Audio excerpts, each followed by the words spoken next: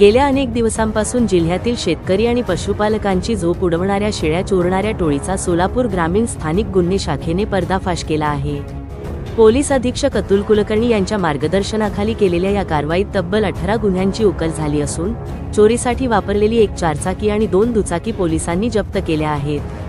स्थानिक गुन्हे शाखेचे पोलीस निरीक्षक संजय जगताप आणि सहाय्यक पोलीस निरीक्षक भीमगोंडा पाटील यांच्या पथकाला गोपनीय माहिती मिळाली होती की काही संशयित लोक एका चारचाकी गाडीसह मोहोळ पोखरापूर रोडवर थांबले आहेत। या माहितीच्या आधारे पोलिसांनी तातडीने सापळा रचून 3 संशयितांना शिताफीने ताब्यात घेतले।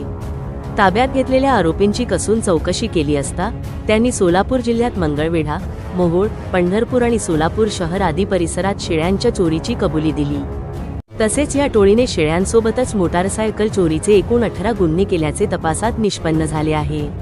पोलिसांनी या कारवाईत गुन्ह्यात वापरलेली एक चारचाकी गाडी आणि 2 मोटारसायकली हस्तगत केल्या असून पुढील कायदेशीर कार्यवाहीसाठी आरोपींना मोहोळ पोलीस ठाण्याच्या स्वाधीन केले आहे।